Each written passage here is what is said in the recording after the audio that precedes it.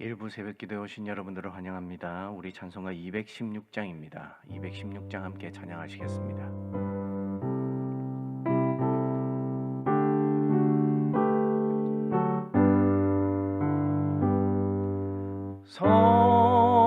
성자의 귀한 몸 날 위하여 버리신 그 사랑 고마워라. 내 머리 숙여서 주님께 비는 말 나무어 주님께 바치리까.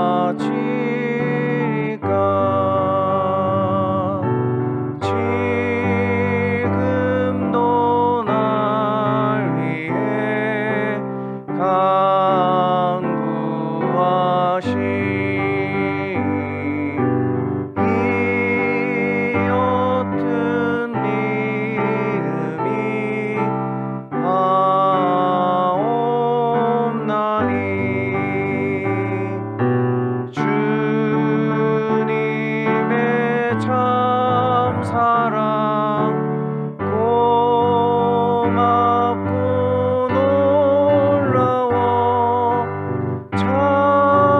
찬송과 기도를 쉬지 않네. 주님의 십자가 나도 지고 신실한 믿음과 마음으로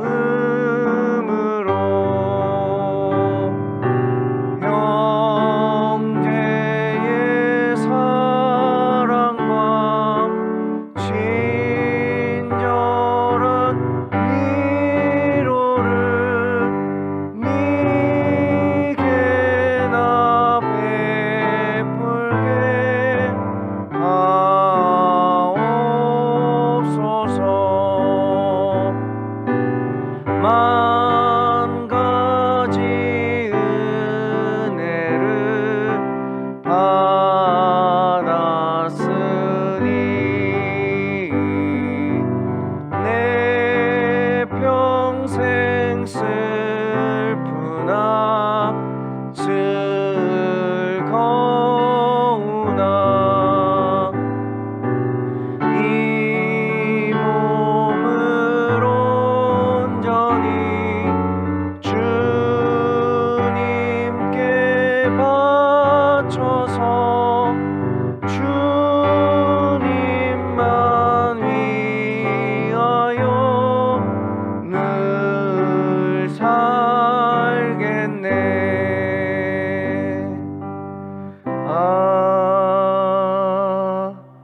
아멘. 오늘 말씀은 베드로전서 2장 1절부터 10절 말씀입니다. 베드로전서 2장 1절로 10절 말씀을 함께 보도록 하겠습니다. 한 절씩 교독하도록 하겠습니다. 제가 먼저 1절을 읽겠습니다. 그러므로 모든 악독과 모든 기만과 외식과 시기와 모든 비방하는 말을 버리고 갓난 아기들 같이 순전하고 신령한 젖을 사모하라. 이는 그로 말미암아 너희로 구원에 이르도록 자라게 하려 함이라. 너희가 주의 인자하심을 맛보았으면 그리하라.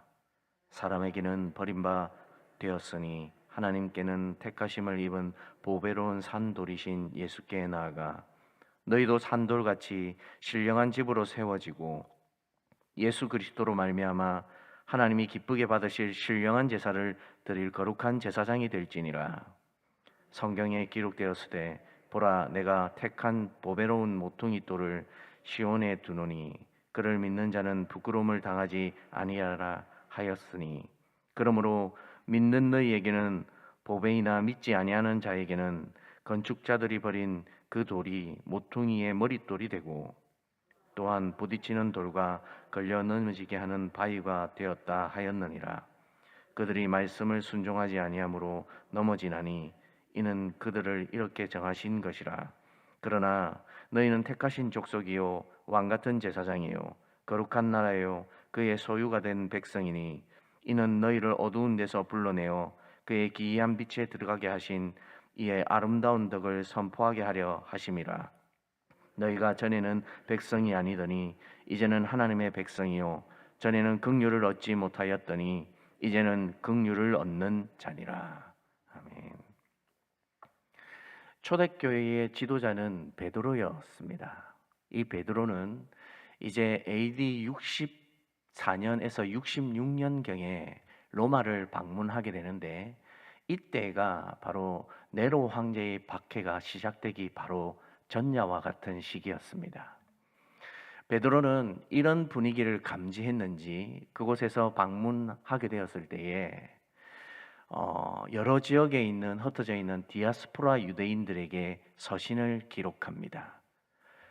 고난을 앞두고 있는 성도들에게 이 서신은 격려와 소망이 되는 서신의 내용으로 꽉 채워져 있습니다. 이 서신에 무려 열 몇 번이나 넘도록 고난에 관해서 이야기를 하는 것이지만 베드로는 지금 고난에 초점을 두고 있는 것이 아니라 이 서신을 읽고 있는 저와 여러분에게도 소망을 두고 살아가라는 내용으로 꽉 채워서 한자 한자 기록하고 있는 성경이 바로 베드로 전서입니다.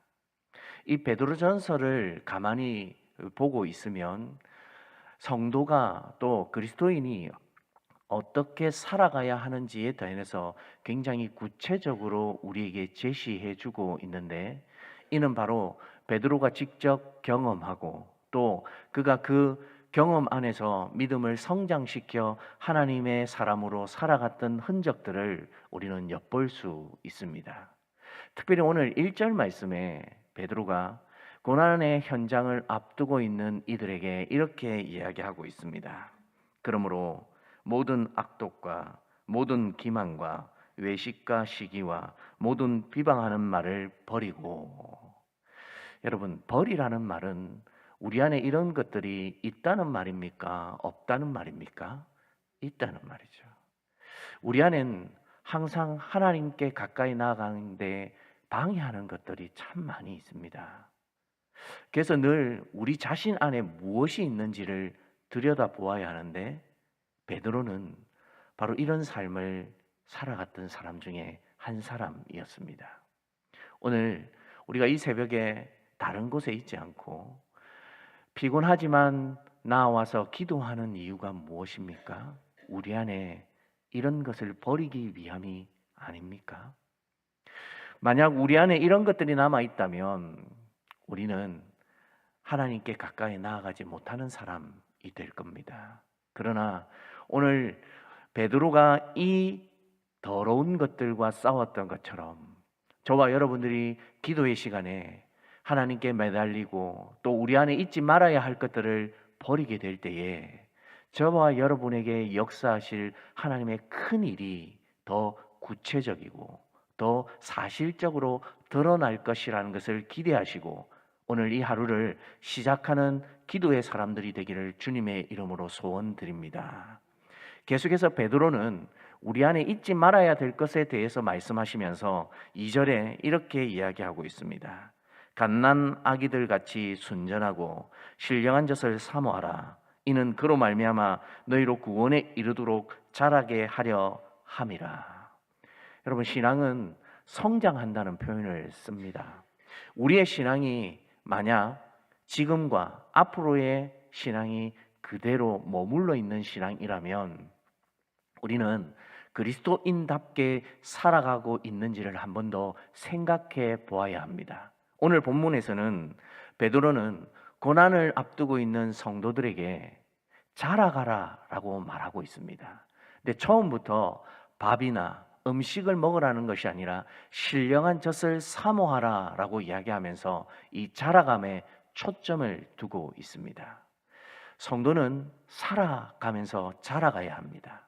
내 신앙이 제자리에 머물러 있는지 아니면 농익어서 하나님께서 받으시기에 합당한 모습으로 갖추고 있는지를 한번 생각해 보아야 하는데, 저와 여러분들은 신앙이 자라가기에 힘써야 하는 사람들로 베드로가 우리에게 이야기하고 있습니다. 이 자라감은 여기에서 멈추지 않습니다. 무엇 때문에 자라갑니까? 그 주님이 우리에게 주신 인자하심을 맛보면서 바로 4절, 5절 이렇게 이야기하고 있습니다.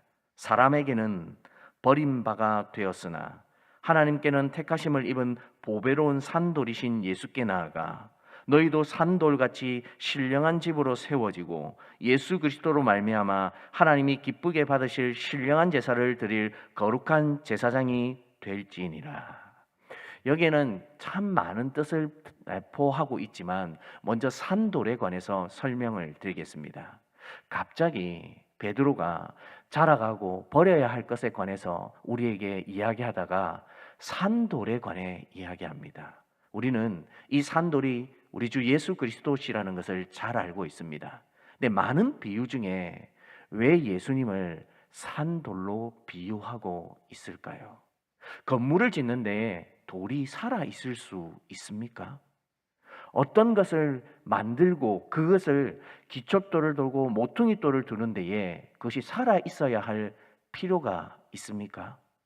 베드로는 지금 성도들에게 이렇게 이야기하고 있습니다. 너희 안에 더러운 것을 버리고 그 더러운 것을 버림을 통하여 자라가기에 힘써야 하는데, 너희의 그 자람은 예수 그리스도를 통하여부터 시작되고, 그 예수 그리스도는 우리가 믿음의 반석 위에 집을 지을 때에 그 집이 살아있는 집과 같이 만들게 해줄 것이라는 것을 말해주고 있습니다. 즉, 이 산돌은 그냥 집이 아니라, 건축이 아니라 여호와께서 우리와 함께 하실 성전을 의미하고 있습니다. 여러분, 구약시대의 성전은 솔로몬을 의해서 굉장히 화려하게 지어졌습니다. 그리고 다윗은 이 성전을 짓기 위해 굉장히 많이 준비한 인물로 우리에게 소개하고 있습니다. 그러나 지금 베드로가 우리에게 이야기하고 있는 이 성전은 외형적으로 화려하고 우리의 육신의 눈으로 볼 때에 건물이 굉장히 훌륭한 것을 말하는 것이 아닙니다. 우리의 믿음의 성장이 하나님이 거하실 만한 성전으로 지어져 가는데, 그 성전으로 지어져 갈 건물의 중심에는 이 산돌이신 예수 그리스도께서 먼저 되심을 통해 누구든지 그분을 중심으로 함께 이 성전을 지어가면 그 성전 자체가 하나님께서 임하실 곳이 되고, 그것을 통해 각 사람에게 여호와께서 임하실 성전이 이 마음으로부터 시작하여 지어진다는 것을 의미하고 있습니다. 그래서 5절 하반절에 보면 이런 표현이 있습니다. 신령한 제사를 드릴 거룩한 제사장이 될지니라. 여러분, 그 성전에 항상 거하면서 그 성전의 일들을 감당할 수 있는 사람은 아무나 할 수 있는 사람이 아닙니다. 하나님께서 정해 주셔야만 그 일을 감당할 수 있는 사람입니다. 특별히 제사장은 레위인으로만 택하여져 있습니다. 그러면 오늘 이 말씀이 우리에게 적용되어지면 어떤 의미로 다가올 수 있습니까? 바로 저와 여러분들이 하나님이 택하신 사람으로 살아갈 수 있다는 겁니다. 저와 여러분들이 하나님이 택하여 주지 않으면 이 성전은 지어질 수도 세워질 수도, 또 우리가 짓고자 하나 짓지 못할 거룩한 처소이라는 것을 베드로가 명확하게 이야기해주고 있습니다. 하늘의 개념으로 설명하고 있는데, 베드로가 이 하늘의 개념으로 설명하는 이유가 무엇입니까? 곧 닥쳐올 고난에 잠깐 흔들리는 이 상황 속에서 너희의 믿음이 후퇴하거나 무너지지 말라는 것을 베드로가 당부하고 있는 것입니다. 사랑하는 여러분, 저와 여러분들은 어떻습니까? 혹 믿음이 흔들리거나 우리 주께서 우리의 모퉁이 돌이 되시는데, 그리고 그분께서 산돌이 되셔서 우리의 믿음을 세우고 성전과 같은 믿음의 반석 위에서 집을 짓는데 세상의 것들로 흔들리고 믿음이 무너지고 있습니까? 아니면 그분 때문에 이 고난을 기꺼이 받아들이면서 마음에 하나님을 붙들고 살아가고자 하는 귀한 마음으로 꽉 채워져 있습니까? 저와 여러분들은 거룩한 제사장으로 택하심을 입었습니다. 택함을 입은 자는 달라야 합니다. 그 택함을 입은 자는 하나님께서 뭘 원하시는지를 찾아가야 하고, 그 찾아가는 사람은 끊임없이 주님께서 원하시는 것을 통해 믿음의 성장을 이룰 수 있는 사람입니다. 이 돌은 믿지 않는 자들에게 걸림돌이 됩니다. 그 걸림돌은 그들을 무너지게 하는데 8절을 이렇게 베드로가 이야기합니다. 또한 부딪히는 돌과 걸려 넘어지게 하는 바위가 되었다 하였느니라. 그들이 말씀을 순종하지 아니함으로 넘어지나니 이는 그들을 이렇게 정하신 것이라.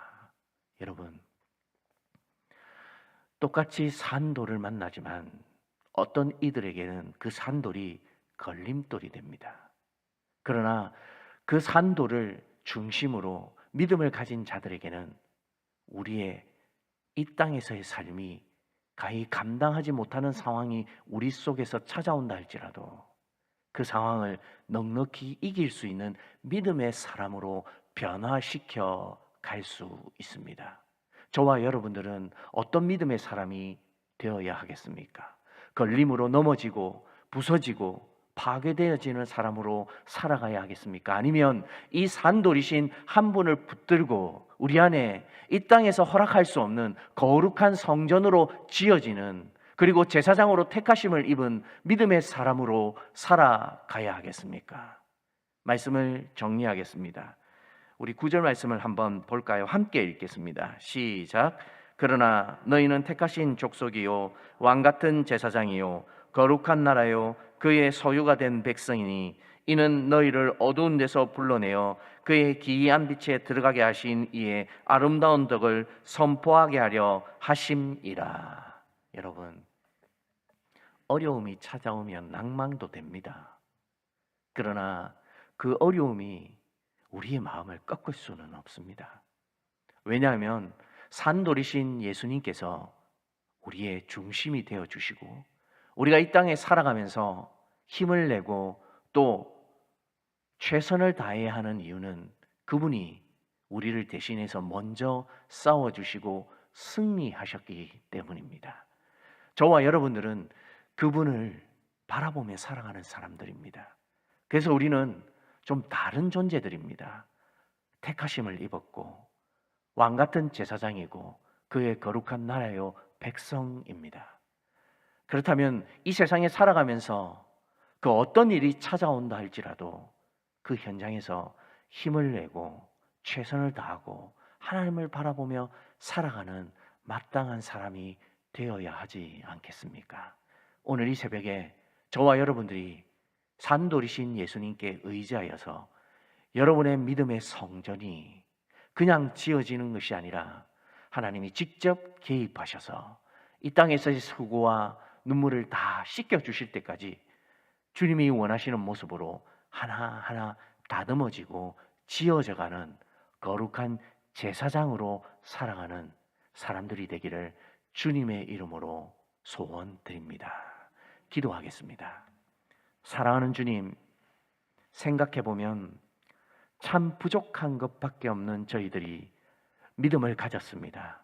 이 믿음은 주님이 허락해 주시지 않으면 감히 허락되어질 수도 없고 가질 수도 없는 것임을 고백합니다. 이 믿음이 그냥 우리의 열심과 경험으로만 지어지는 것이 아니라 산돌이고 모퉁이 돌이 되신 우리 주님으로 인하여서 시작되어 내 안에 이 세상이 담을 수 없는 여호와의 거룩한 처소가 되어지게 하여 주시옵소서. 그래서 우리의 믿음이 땅에 떨어지거나 무너지는 것이 아니라 하나님으로 인하여서 더 견고해지고 세워져 갈 수 있는 귀한 믿음의 사람들이 되게 하여 주시옵소서. 때로는 삶을 살아가다 보면 우리가 예기치 아니하는 고난과 어려움을 겪을 때도 있습니다. 그러나 그때마다 주님께서 우리에게 주시고자 하는 것이 무엇인지를 베드로처럼 찾아가게 하여 주셔서 주의 기이하고 아름다운 덕을 선포할 수 있는 정인의 삶이 되어지게 하여 주시옵소서. 혹 우리 가음정교회 성도들 중에 낙심해져 있는 성도들이 있습니까? 그들의 마음에 찾아가 주셔서 이 말씀을 통하여 위로와 격려가 되게 하여 주시고 이 세상의 그 어떤 것도 산돌이신 우리 주 예수님으로부터 우리를 끊어낼 수 없다는 것을 기억하고 하루하루 의지하며 살아갈 수 있는 귀한 성도가 되어지게 하여 주시옵소서. 그리하여 이 전에 모이는 모든 이들이 주님의 은혜 속에 살아갈 수 있도록 도와주시고 이 세상이 감당치 못하는 사람으로 하루하루 살아가게 하여 주셔서 우리의 믿음이 죽은 믿음이 아니라 하나님께서 주시고 하나님께서 세워져 가는 귀한 믿음의 역사가 일어날 수 있도록 도와주시옵소서. 이 세상에는 믿음의 성장을 마치 바라볼 수 없을 정도로 험악하고 어려운 세상이 되었습니다. 그러나 우리가 이 새벽에 기도하고 함께 마음을 모을 때에 하늘의 신령한 것들이 우리 안에 자리 잡게 하여 주셔서 하나님 우리의 믿음의 성장을 이루어 갈 수 있도록 도와주시고 하나님이 무엇을 원하시는지를 찾아갈 수 있는 거룩한 사람이 되게 하여 주시옵소서. 우리를 택하시고 우리를 인도하시고 우리를 끝까지 사랑해 주시는 주님을 더욱 경험할 수 있는 우리 가음정교회 성도들이 되게 하여 주시옵소서. 오늘 화요중보 모임으로 모입니다. 성도들이 함께 모여 기도하게 될 때에 하늘의 신령한 것을 사모하게 하여 주셔서 하나님 그들의 믿음이 견고해질 수 있는 시간이 되게 하여 주시고 하나님 이 땅에서의 소원을 가지고 하나님 앞에 기도하며 나아가게 될 때에 하늘에서 문을 열어 응답하여 주시는 하나님의 역사도 알아갈 수 있도록 도와주시옵소서. 사랑하는 주님, 이 세대가 하나님을 더 이상 찾지 않는 세대가 되었습니다. 혹 우리도 그와 같은 마음으로 변화되어질까봐 두렵습니다. 우리의 변화는 산돌이신 예수님을 중심으로 변화되어질 수 있는 거룩한 변화가 되게 하여 주시고 혹이라도 이 세상의 더러운 것들로 때묻거나 타락하지 아니하는 귀한 믿음을 허락하여 주셔서 성도들이 함께 믿음을 지키며 살아가게 될 때에 하나님 부족함이 없도록 하늘의 것들로 채워 주시옵소서. 우리 세계 각방에 흩어져 있는 선교사님들 기억하여 주셔서 그들이 어디에 있든 무엇을 하든 각 처소에서 기도하며 믿음으로 싸우며 나아가게 될 때에 하나님께서 그곳에서 역사하여 주시고 우리 교회가 파송하고 협력하고 있는 선교사님들 또 협력기관과 교회들 기억하여 주셔서 그들의 복음의 자리에서 하나님이 원하시는 대로 이루어지고 성장하고 세워질 수 있는 믿음의 역사가 일어날 수 있도록 도와주시옵소서. 이제 이 새벽에 개인적으로 기도하고자 합니다. 하나님께서 우리의 마음에 신령한 것들을 깨닫게 하여 주셔서 하늘의 것들을 맛보고 돌아갈 수 있는 믿음의 시간이 되게 하여 주시옵소서. 이 모든 것을 우리 주 예수 그리스도의 이름으로 기도드리옵나이다. 아멘. 개인적으로 기도하시고 자유하시겠습니다.